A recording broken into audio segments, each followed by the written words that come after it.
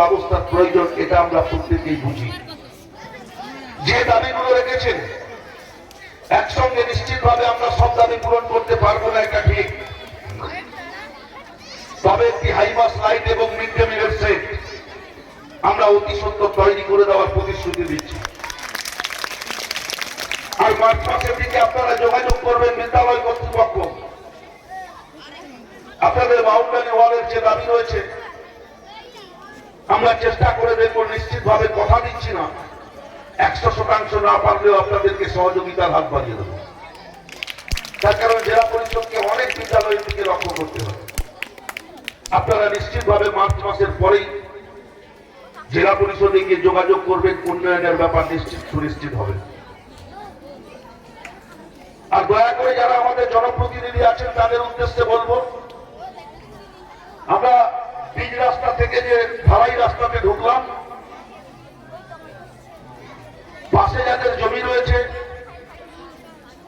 যদি সেই সমস্ত ব্যক্তিবর্গ বিদ্যালয়ের সাথে জমি দিতে রাজি থাকেন তাহলে নিশ্চিত রাস্তাটি আমরা 15 ফুট তৈরি করার ব্যবস্থা করে দেবো। এর দায়িত্ব পূর্ব মেদিনীপুর জেলা পরিষদ। এটাও আমাদের প্রধান উপপ্রধান নিশ্চিতভাবে আলাপ আলোচনার মধ্য দিয়ে যদি সমস্যার সমাধান করতে পারেন, এই উন্নয়নটা আমরা সুনিশ্চিত করব। উপযুক্ত শিক্ষার জন্য উপযুক্ত পরিকাঠামোগত ব্যবস্থার প্রয়োজন, এটা আমরা জানি। আজকে আমাদের আচার্যকুল গুরুকুল, আমি আন্তরিকভাবে শ্রদ্ধা নমস্কার প্রণাম নিবেদন করি তাদের। তার কারণ তারা আমাদের বাড়ির ছেলে মেয়েদের উপযুক্ত পুঁথিগত শিক্ষায় পারদর্শী করার জন্য সচেষ্ট। আমরা অনেক অভিভাবক অভিভাবিকারা আছি, আমাদের মধ্যে এখনো কিন্তু সেই বোধশক্তির উদয় হয়নি যে আমরা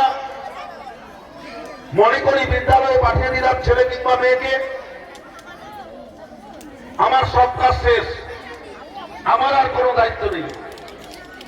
এই ভাবনাটাকে দূরে সরাতে হবে। শিক্ষক মহাশয় একটি ছাত্রছাত্রীর প্রাথমিক গার্ডিয়ান হিসাবে যতক্ষণ ছাত্রছাত্রী বিদ্যালয়ের মধ্যে থাকবেন ততক্ষণ নিশ্চিত লক্ষ্য রাখবেন। আর যখন বাড়ি ফিরে যাবেন যথাযথ সময়ে যথাযথ কাজগুলো করছে কিনা সেটা লক্ষ্য রাখার দায়িত্ব প্রত্যেকটি পরিবারের অভিভাবক অভিভাবিকাদের। আজকে নিশ্চিতভাবে প্রত্যেকের কাছে মাল্টিমিডিয়া ইন্টারনেট যুক্ত মোবাইল রয়েছে, প্রত্যেকের বাড়িতে টিভি রয়েছে। বাচ্চা পাশে বারান্দায় পড়তে বসছে, মা টিভি চালিয়ে সিরিয়াল দেখছে, বইটা খোলা আছে, বাচ্চার কানটা কিন্তু টিভির সিরিয়ালের দিকে। দয়া করে অনুরোধ করবো, যখন ছেলে মেয়েরা পড়াশোনা করবে তখন কিন্তু আপনারা টিভি চালাবেন না, সিরিয়াল দেখবেন না। তার কারণ নিশ্চিতভাবে ব্যক্ত করব, ইংল্যান্ডের একটি লেখক লিখলেন যে আজ থেকে 20-25 বছর পর আমাদের দেশের মানুষ বই পড়তে ভুলে যাবে। কেন ব্যক্ত করলেন না? করলে দুনিয়া মুঠি মে, প্রত্যেকের কাছে ইন্টারনেট যুক্ত মাল্টিমিডিয়া মোবাইল। অবসর সময় খেলাধুলার মাঠে না গিয়ে, এমনকি অনেক সময় পড়াশোনার দিকে মন না দিয়ে সেই ইন্টারনেট যুক্ত মাল্টিমিডিয়া মোবাইলের দিকে নজর দিচ্ছেন। তার কারণ সারা পৃথিবীটা কিন্তু এই মোবাইলের মধ্যে আছে। আমরা যদি মনে করি বিজ্ঞান আশীর্বাদ না অভিশাপ, এই প্রশ্নের উত্তর খুঁজতে শুরু করি। মনুষ্য জীবনে যদি আমরা বিজ্ঞান যথাযথভাবে প্রয়োগ করি, নিশ্চিতভাবে মনুষ্য জাতিতে বিজ্ঞান আশীর্বাদ হিসাবে নেমে আসবে।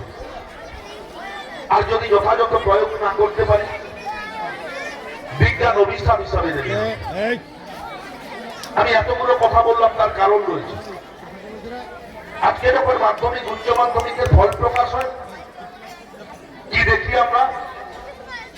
সারা বাংলার সমস্ত জেলাকে পেছনে ফেলে দিই, এমনকি বাংলার রাজধানী শহর কলকাতার জেলাকে পেছনে ফেলে দিই। এই পূর্ব মেদিনীপুর জেলা বিগত 15-17 বছর ধরে গুরুত্বপূর্ণ স্থান বরাবর দখল করে এসছে, সমস্ত জেলাকে বাংলার পেছনে ফেলে